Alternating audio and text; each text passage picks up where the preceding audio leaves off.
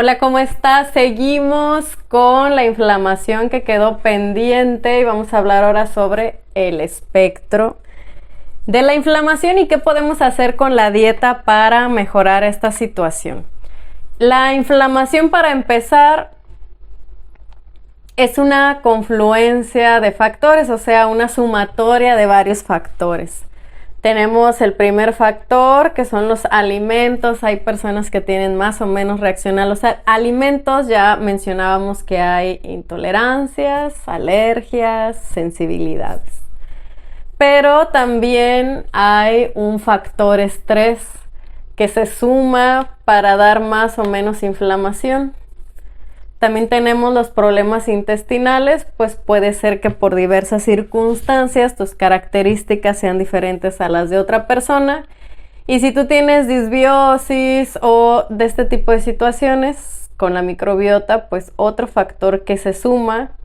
Y puede ser que estés muy bien o puede ser que estés muy mal, así que le puedes sumar o restar. Tenemos el tema de las infecciones. Hay infecciones que hacen más daño que otras y es un factor que le debemos de sumar, que las tengamos, que no las tengamos o que hayamos tenido algunas de mucha gravedad y hayamos quedado afectados. Pero también importa nuestro nivel de toxicidad. Nuestro nivel de toxicidad de muchas cosas, entre ellas los metales pesados, que son muy importantes porque casi todos tenemos una traza. Y tenemos un último factor o componente que es el genético.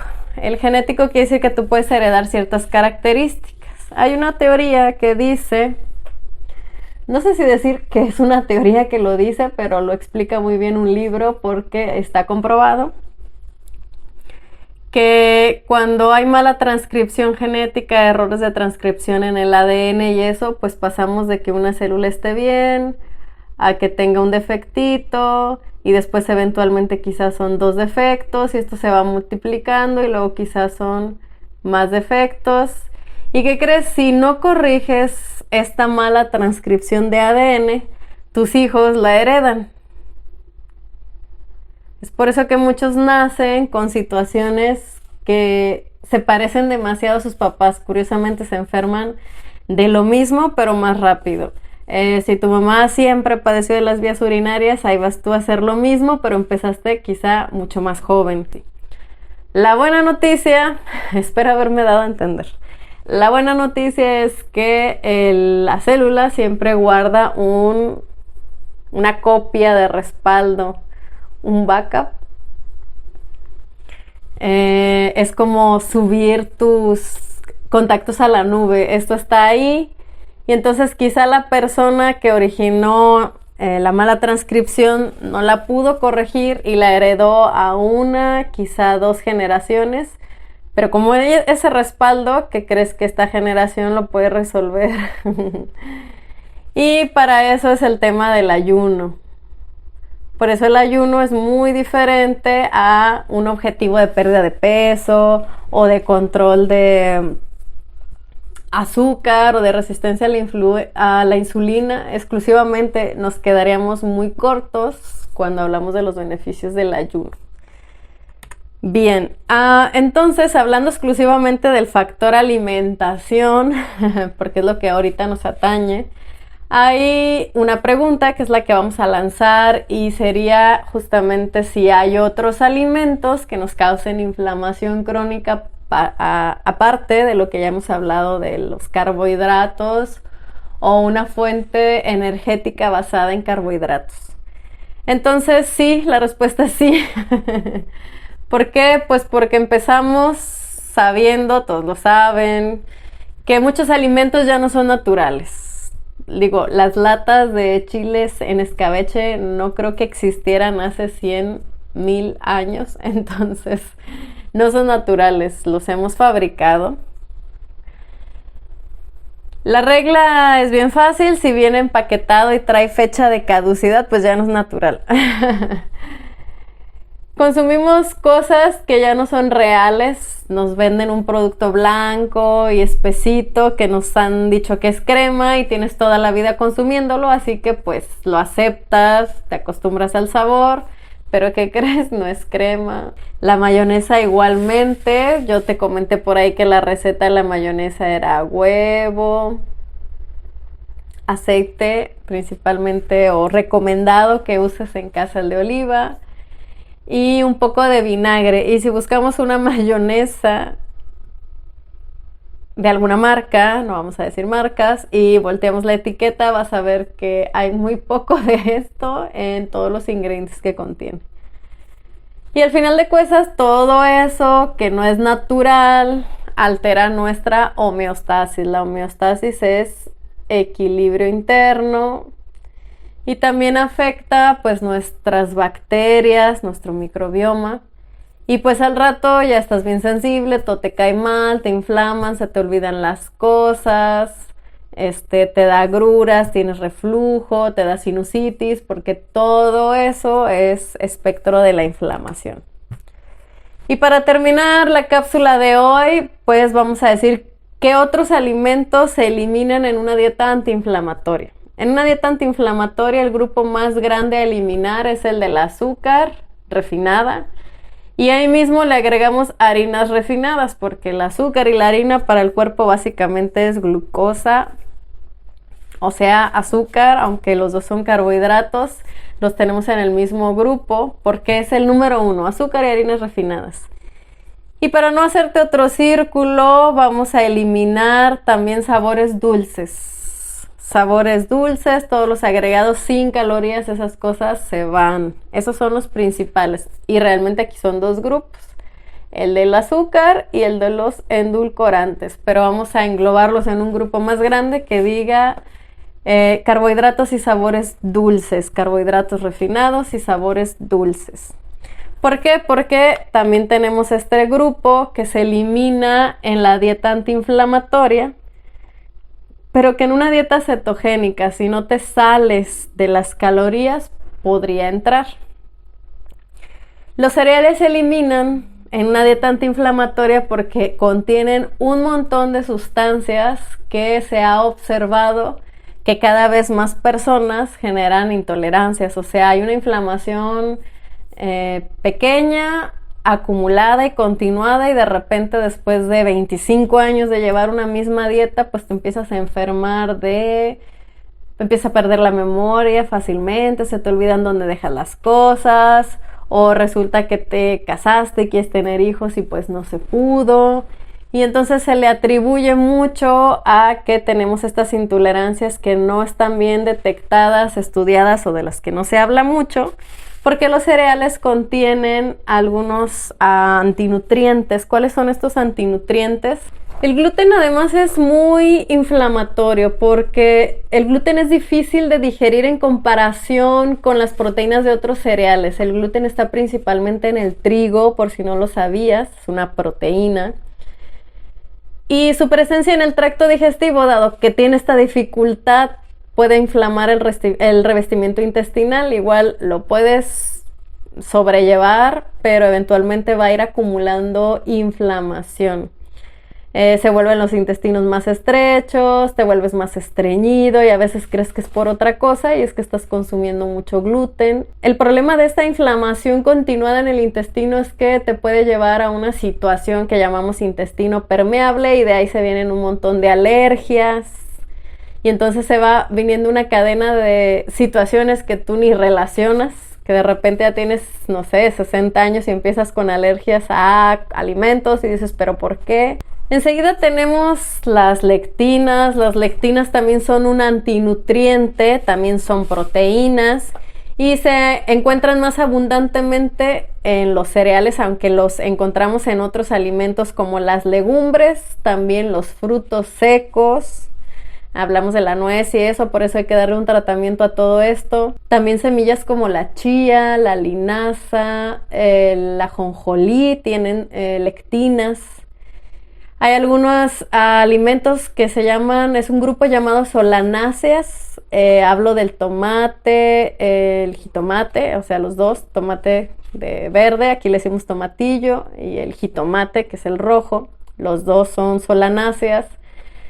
Todo lo que sean chiles, pimientos, morrones, chiles en general, ají, todo esto, entra la berenjena, entran las papas y entran las calabazas, pero principalmente la zona de las semillas. Por eso mucha gente, bueno, no sé en otros lados, pero aquí comemos una calabacita buchona y le quitamos la parte de las semillas.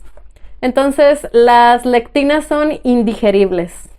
Y como el gluten, pues también causan problemas digestivos, desencadenan inflamación y si esto se acumula, pues vamos a lo largo de los años a tener situaciones y luego ya no sabemos qué empezamos aquí. También tenemos inhibidores de enzimas en los cereales. Están diseñados para precisamente no ser digeridos. Porque como son semillas, pues están diseñadas para que te las comas y cuando hagas del baño, pues esa planta se reproduce al moverse del lugar, te usa como transporte. Entonces, si te las comes tal cual, entran y salen. Y cuando las cocemos y le hacemos procesos, pues intentamos eliminar estos antinutrientes. También los cereales contienen ácido fítico. Es que el tema de los cereales es un temotota. El ácido fítico es un secuestrador de minerales en el cuerpo, entonces favorece la descalcificación, por ejemplo. Otro antinutriente son las saponinas.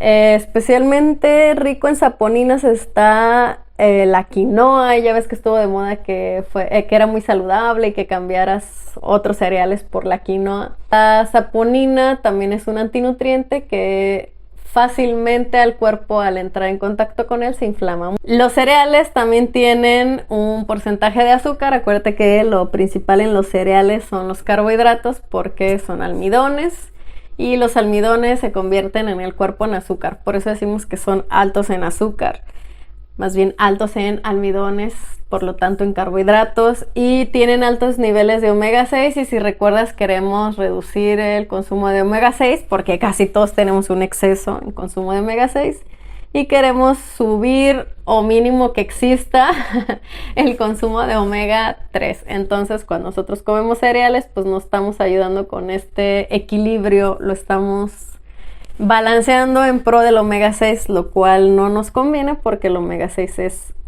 proinflamatorio y pues justamente estamos queriendo reducir la inflamación. En otro grupo muy importante y del que ya hablé pero no hice tanto hincapié es en los aceites oxidados.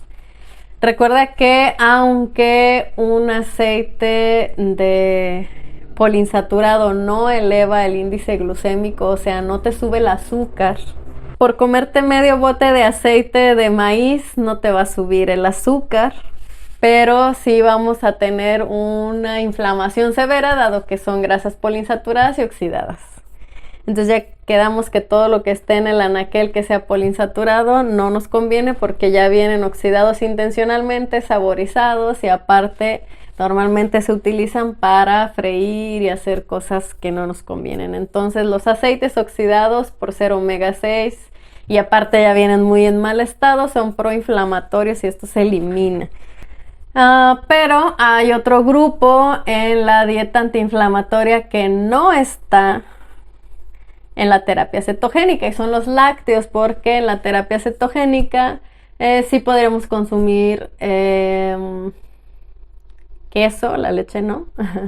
No sé si sabías que la leche tiene lactosa y la lactosa es un azúcar. Entonces podríamos haber agregado a nuestra terapia cetogénica el queso, la panela, el requesón, el jocoque. Pudimos haber agregado todos estos quesos para fundir, el Oaxaca, el cheddar, el chihuahua. Pudimos haber agregado la crema, si es una crema de rancho. Pudimos haber agregado la mantequilla. Pero si alguien quiere entrar a una terapia antiinflamatoria, no se pueden consumir lácteos, nada de lo que dije. Ni el yogur, ni la mantequilla, ni nada.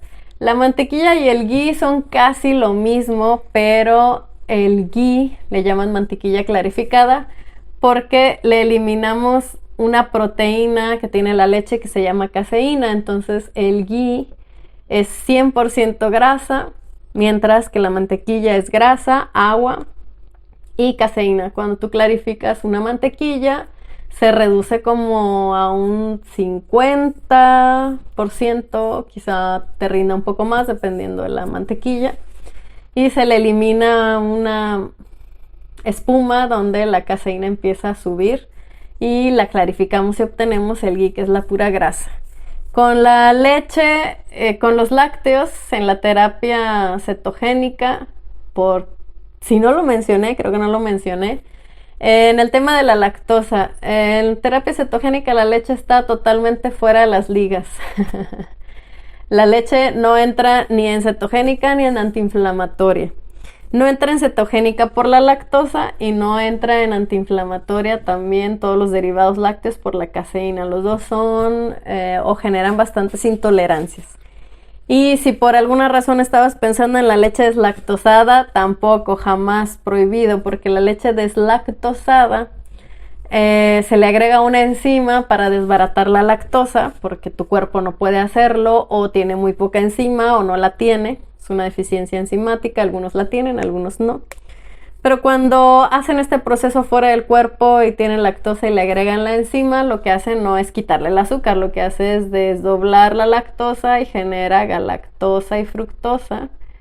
Y al final de cuentas sigue teniendo azúcar, pero las dos azúcares que nos llevan al hígado graso, a la obesidad abdominal. Y acuérdate que estas galactosa y fructosa, a diferencia de la glucosa, se van primero al hígado para que después se puedan transformar en glucosa, y un gran porcentaje no se transforma en glucosa, sobre todo si ya tenemos mucha glucosa circulando, no hay necesidad de producir más, y pues el cuerpo los manda directamente a grasa, pero grasa no subcutánea, grasa visceral. Esto es muy peligroso porque es una condición como el hígado graso. Y para terminar, como punto final, en la dieta antiinflamatoria nos fijamos mucho en la combinación de alimentos. Hay combinaciones que nos inflaman y combinaciones que no nos inflaman. Una combinación, para darte un ejemplo, el más conocido, no sé si tú lo conocías o no, pero la combinación fatal que nos tiene enfermos es proteína y carbohidrato. Por ejemplo, un taco de carne, un sope con carne, un pozole con pollo o con puerco, una tostada con frijoles, un taco de frijoles, un sándwich de jamón, un sándwich de pollo, un sándwich de panela, combinaciones que solo nos están intoxicando más.